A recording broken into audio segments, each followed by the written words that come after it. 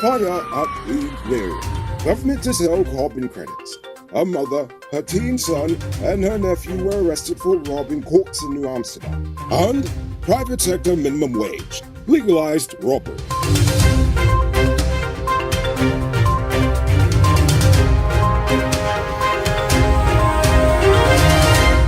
I am Rico Beaufort and welcome to tonight's edition of Uncut News. Do you see news happening? Send us a tip on WhatsApp at 592-659-6151. Just like when it comes to armed robberies, Saturdays are apparently a high-risk day for suspicious acts of arson against government buildings. Firefighters were able to save the eastern section of the wooden building which houses the DPP's chambers, but the middle and western end that houses the GPF Office of Professional Responsibility was destroyed. Fortunately, the files are okay as they are stored elsewhere. The DPP said almost all case files and other criminal records were saved, but it has reignited the urgent need to digitize the system.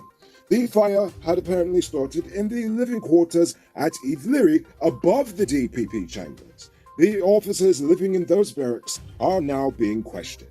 Demerara Bank says its pre-tax profit grew by 40% to 4.9 billion Guyana dollars for this year, while its profit after taxes increased by 31% to 3 billion. Last year, they recorded a profit of $2.3 billion, thus making it the second highest in pre-tax profits amongst local banks. Despite the volatility of the Rona, this year was a record-setting year for them in terms of profit. Again confirming that someone in Guyana is getting rich, it just isn't you.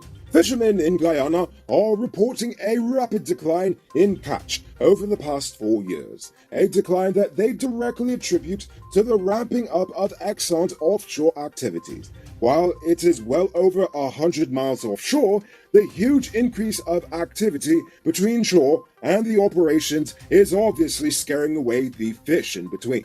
The Ministry of Agriculture currently has no plan to mitigate this. It's probably for the best anyway, because by now most of the fish is loaded with mercury from mining runoff.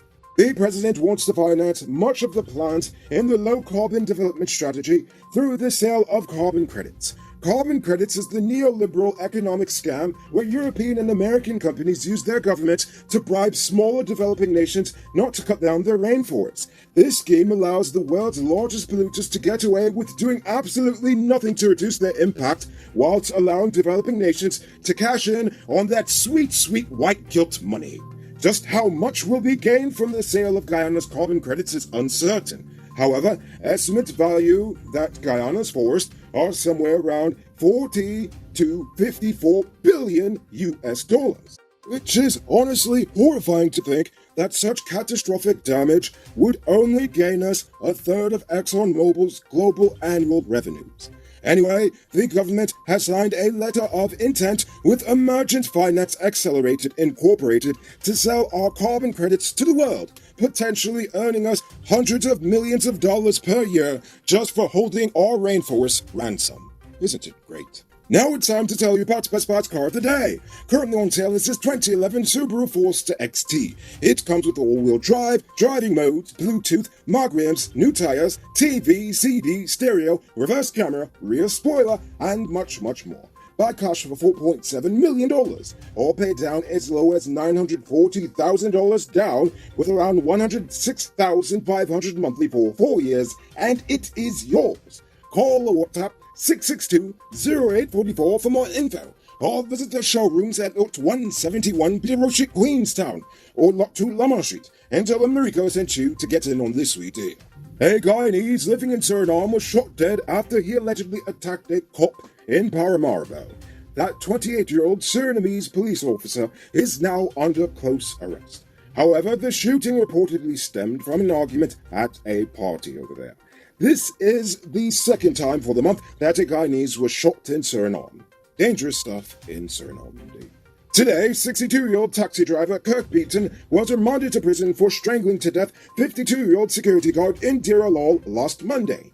Beaton will be back in court December 12th. Over in Berbice, the police arrested a 42-year-old woman her 15-year-old son, and her 18-year-old nephew for breaking into the court's branch at New Amsterdam early Saturday morning.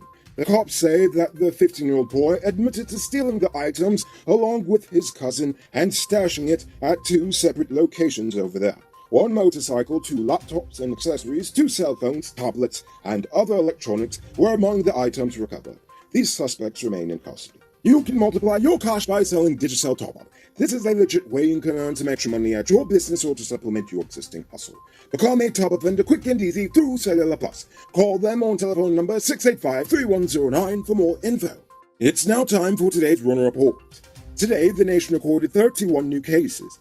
There are now 977 persons dead, 9 in the ICU, 1,729 in home isolation. And the total number of confirmed cases around the nation now stands at 37,356. So please, people, wash your hands frequently. Avoid touching your nose and mouth and mask up before you leave the house. When you do leave home, try to avoid enclosed spaces and large crowds, and remember to give 6 feet of space between you and others. As for the vaccines, 396,042, or 77.2% of adults have received the first dose, and 269,791, or 52.6% are fully vaccinated. As for the adolescents, 28,709, or 39.4%, have received their first dose, and 19,905, or 27.3%, are fully vaccinated. And now for our stupid news of the day.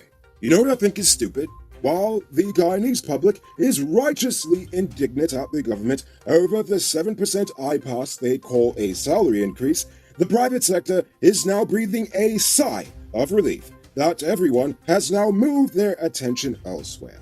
According to the most recent labor statistics, only around 20% of the Guyanese labor force works for the government, meaning that an overwhelming majority of Guyanese workers are either working for themselves or working for business. Or, unemployed. But anyway, while you already know how I feel about public sector salaries, I don't want us to forget the fact that the public sector's minimum wage is $70,000 a month, while the private sector minimum wage has not moved since 2017, when APNU finally convinced those tight-fisted businessmen to accept an hourly rate increase from $202 to $255, taking the monthly wage from $35,000 to $44,200 a month, or $211 a month. Of course, this was before the Rona struck, and everyone from Gavaya to Gafours had to lay off staff and reduce salaries. Over a year later, and some people are still working for reduced wages or reduced hours, or both. Then to cap it off, the same private sector is now raising prices. While the government owes it to their employees to pay them a livable salary, we mustn't lose sight of the fact that most of the workforce is not even paid by the government. This brings me to my second point. Gaslighting the nation about a 50% increase for public sector employees shouldn't be a surprise when you consider the fact that the new Labour Minister has promised to raise the private sector minimum wage to $70,000 since last year, only to backtrack in April of this year and say they can only do $60,000, only to turn around and then tell people to be patient as they have made it a priority, but they have not set a date for doing so yet. Could you believe that? That makes no sense. What if your spouse were to tell you, I think our love life is a priority, but I can't spend a moment of any of my time with you, not even anytime soon, I don't even know when. Honestly, you'd probably give them one good abusing, and you'd be right for doing so. So, while we're demanding that the government give the state employees a significant raise, don't forget that the private sector are the real ones abusing your pockets. Hey, I'm interrupting this program to let you know that not all truck parts are created equal. Some does work hard without any problems for a long time, while others does make your truck broke down quick and got you running your pockets again. Get genuine high-quality parts from Powered Automotive Truck Spares and Engine Parts and extend the life of your repair. They're the authorized dealer in Guyana for Hammer USA products like brake valves, clutch discs, universal bearings, and others. Visit them at 1161 EE Eccles or call them on 697-0171. Powered Automotive, the #1 truck and engine parts store in Guyana. If you didn't know, well, now you know. Moving on to Uncut News Views Poll Question of the Day. Every day we pose a question about current events in Guyana, the region, the diaspora, and how you feel it relates to us. So you give your responses in the comments, and we'll read the best ones in the following episode. Friday's question was about the public sector workers. Should they go on strike? NG the Atheist says no strike. This would only result in persons not getting paid for December, and many of us are depending on them having that money to spend. There is no reasoning with this government. Even if you beat them in courts, they will change the constitution to suit their agenda. Oh my, you are absolutely right on that one. And Dopamine left a good comment. It's actually the one that inspired today's stupid news. So thank you for that one. He is spot on what you said about the private sector. And finally, Rob Jag says strike? No way. He should see what is going on in the world and what percentage of rise, if any, government workers are getting. Guyanese are far ahead with the 7%. Oh my... oh gosh, he actually wrote that crap. Oh my gosh, I really hope you don't believe that. Oh my... So, for tonight's question, should they raise the private sector minimum wage to $70,000 or should it be more? I guess if you ask Rob Jag, they're probably getting too much to begin with. Ha-ha! Anyway, think about that question and tell us in the comments below. If your response is good enough, we just might feature it in our next episode. Anyway, that's all the time we have for tonight, so check us out tomorrow for another episode. Until then, I'm Rico Bulford saying good night, folks. Hey, Uncut News viewers, thanks for watching. You can subscribe by clicking on this button over here, or click over there for more news. You can also drop a comment to let me know if you've made it to the end of the video. Goodbye for now.